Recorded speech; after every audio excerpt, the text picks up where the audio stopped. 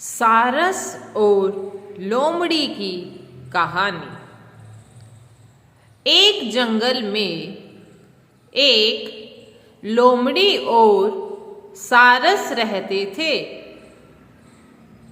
दोनों में गहरी मित्रता थी।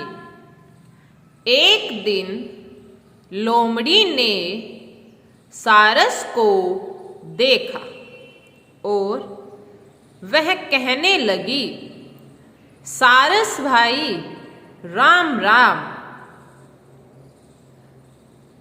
कैसे हो?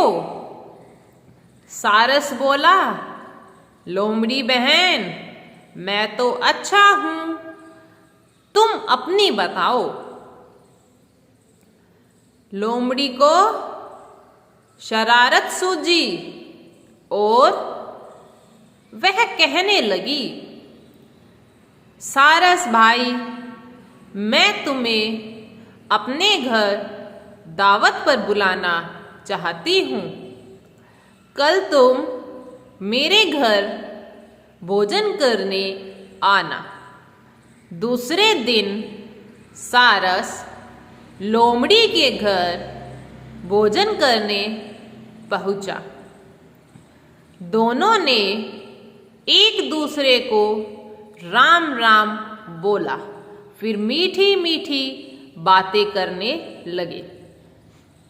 कुछ देर बाद लोमड़ी दो परातों में बहुत पतली खिचड़ी बनाकर ले आई और वह सारस से बोली, सारस भाई आओ खाना खाए। लोमड़ी तो जल्दी जल्दी खिचड़ी खाने लगी, लेकिन सारस की लंबी चोंच में खिचड़ी न आई। उसे खिचड़ी न खाते देख लोमड़ी मन ही मन बहुत खुश हुई और झूठी चिंता दिखाते हुए सारस से पूछने लगी कि क्या बात है, तुम्हें पसंद नहीं आया? सारस लोमड़ी की चालाकी समझ गया और थोड़ी देर बात करने के बाद उसने लोमड़ी को बोला कि कल तुम मेरे घर खाने पर जरूर आना।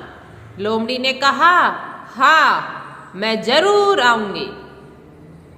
सारस ने मछलियां पकाकर दो तंग मुंह की सुरहियों में डाल दी। जब लोमड़ी आई तो दोनों ने एक दूसरे को राम राम करी और बात करने लगे। कुछ देर बाद सारस सुरही उठा लाया। वह लोमड़ी को कहने लगा, बहन आओ मिलकर मछलियां खाएंगे। इतना बोलकर उसने अपनी चोंच सुरही में डाल दी। वह मजे से मछलियां खाने लगा। लोमड़ी का इतना बड़ा मुंह सुरही के छोटे से मुंह में जा ही नहीं पा रहा था। वह सारस का मुंह देखती रह गई। अब सारस समझ गया कि लोमड़ी ने अपना बदला ले लिया। इसमें मतलब कि पहले क्या हुआ था, लोमड़ी ने सारस को अपने घर खाने पर बुलाया, ठीक है, तब उसका मुंह उस प्लेट में मतलब वो जो खिचड़ी बनी थी वो आ नहीं रही थी। फिर सारस ने लोमड़ी को बुलाया तो यहाँ पर क्या हुआ, आखिरी में सारस ने क्या किया, अपना बदला लोमड़ी से ले लिया। इससे हमें यह शिक्षा मिलती है जैसे को तैसा। जैसे लोमड़ी ने किया था सारस के साथ तो वो वहां पर कुछ भी नहीं खा पाया और फिर सारस ने लोमड़ी को अपने घर दावत के लिए बुलाया तो वहां पर सारस ने अपना खाना तो मछलियां खा ली, लेकिन लोमड़ी को कुछ भी हाथ नहीं लगा।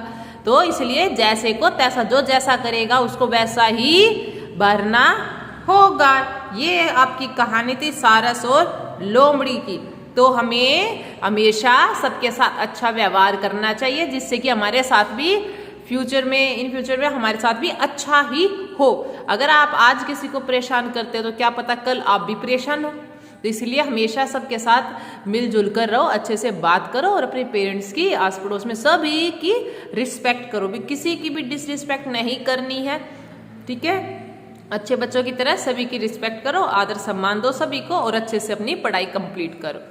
और आपको स्टोरी कैसी लगी आप इसको आगे शेयर करके जरूर बताएं। Thank you.